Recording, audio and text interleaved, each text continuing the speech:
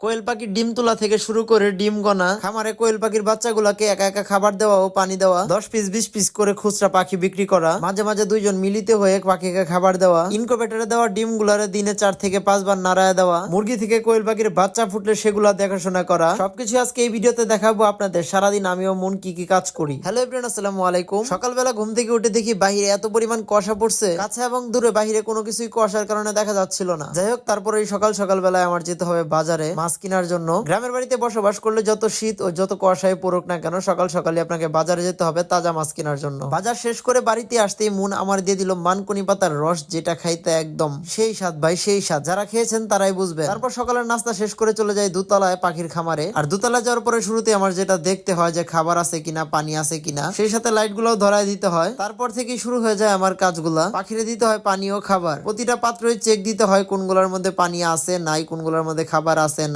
আর যেহেতু আমার কোনো ক্যামেরাম্যান নাই, সেই ক্ষেত্রে মোবাইলটা এক জায়গায় রাইখা তারপর ভিডিও অন করে আমার কাজ করতে হয় ভিডিও ধারণের জন্য। যারা নিয়মিত আমার ভিডিও দেখেন, কেউ যদি এর মধ্যে আমার ক্যামেরাম্যান হইতে চান, মানে আমার সাথে কাজ করতে চান, আমার সাথে পেজে মেসেজ দিয়ে যোগাযোগ করতে পারেন। তবে সেই ক্ষেত্রে আপনার কোনো না কোনো প্রতিভা থাকতে হবে, কাজের প্রতি আগ্রহ থাকতে হবে। আপনার বাসা অবশ্যই কিশোরগঞ্জের মধ্যে হতে হবে। আর এই যে এখানে দেখতেছেন মন পাখি ধরতেছে, এলাকারই এক ছোট ভাই এসে বলতেছে তার কাছে 10 পিস কোয়েল পাখি বিক্রি করার জন্য। তার জন্যই দেখে শুনে 10 পিস কোয়েল পাখি মন খাঁচায় ভরতেছে। এই ছোট ভাইয়ের কাছে 10 পিস পাখি বিক্রি করে আবার চলে যাই আমি দোতলায় গিয়ে যে ক্যারেট গুলা দিয়ে পাখি আনছিলাম সেই ক্যারেট গুলা গুছাইতেছিলাম, কারণ উপরের রুমটা একদম ক্যারেটে জ্যাম হয়ে গেছিল। এগুলা করতে করতে হয়ে যায় বিকাল, দিয়ে দেয় আসরের আজান। আর আজান দেওয়ার সাথে সাথে আমি আবার চলে যাই দোতলায় গিয়ে জানলাগুলা বন্ধ করি, যেহেতু শীতের দিন জানলাগুলা খোলা রাখলে পাখির আবার ঠান্ডা লেগে যেতে পারে। জানলাগুলা বন্ধ করে চলে আসি ইনকুবেটরের কাছে। ডিম গুলা ঘুরাই দিতে হবে, দিনে 4 থেকে 5 বার আমি ডিম গুলা ঘুরাই দিই। আর আজকে ডিম বসাইছি ইনকুবেটরে 5 দিন হয়ে গেছে, আর মাত্র 12 দিন পরে আল্লাহ রহমত করলে ডিম গুলা ফুটবে। সবাই আমার ইনকুবেটরে দেওয়া ডিম গুলার জন্য দোয়া করবেন, যেন সবগুলা থেকে বাচ্চা হয়, নষ্ট না হয়। এর মাঝে চলে আসে আমার সন্ধ্যার নাস্তা, পাস্তা, যেটা মন নিজের হাতে তৈরি করছে আমার জন্য। কারণ পাস্তা, নুডলস এবং বিভিন্ন ভাজাপোড়া খাবার আমি ছোট থেকেই পছন্দ করি। তারপর হঠাৎ করে আম্মা ডাকতেছে যে তাড়াতাড়ি আয়, মুরগির তলে কোয়েল পাখি দেওয়া ডিম গুলার বাচ্চা ফুটছে, চেউ চেউ করে শব্দ করতেছে। যেই কথা সেই কাজ, আইসা দেখি সত্যি ডিম ফুটে বেশ কয়েকটা বাচ্চা বের হয়েছে।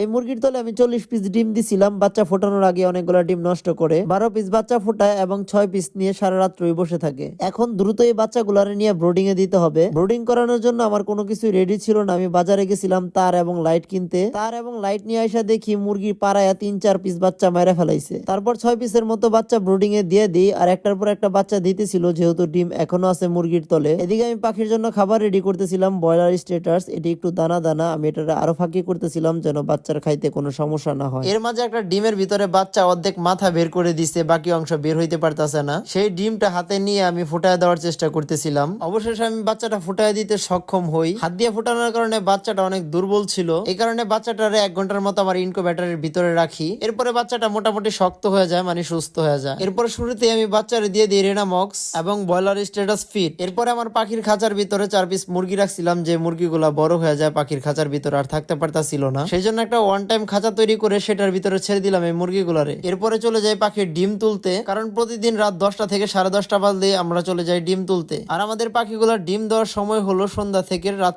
10টা পর্যন্ত। একদিকে আমি ডিম তুলতেছিলাম, আর একদিকে মন পাখিরে খাবার ও পানি দিতেছিল। আজকের ভিডিও দেখে অনেকে মনে করতে পারেন খামারে আমি শুধু একা একা কাজ করি, কিন্তু না, মনও আমার সাথে অনেক সাহায্য করে। খামারের বেশি কষ্টের কাজগুলাই করে মন না থাকলে আমার পক্ষে এতগুলা পাখি পালন করা কোনোভাবেই সম্ভব হতো না। এই যে দেখেন, ডিম তুলে শেষ নাই, ডিম গুলার আবার গইনা আলাদা আলাদা করে রাখতে হয়, কারণ এখানে কিছু আছে খাবার ডিম এবং কিছু আছে বীজ ডিম। খাবার ডিম ও বীজ ডিমের মধ্যে পার্থক্য হলো খাবার ডিম দিয়ে কখনো বাচ্চা ফুটবে না, আর বীজ ডিম দিয়ে বাচ্চা ফুটবে। যে পাখিগুলোর সাথে পুরুষ পাখি রাখা হয় সেখান থেকে ডিম আসলে সেটাকে বীজ ডিম বলা হয়। আজকের আমার এই ভিডিওটা দেখে আপনাদের কেমন লাগলো একটু কমেন্ট করে জানাবেন। এই হলো আমার আর মনের সারাদিনের কাজ।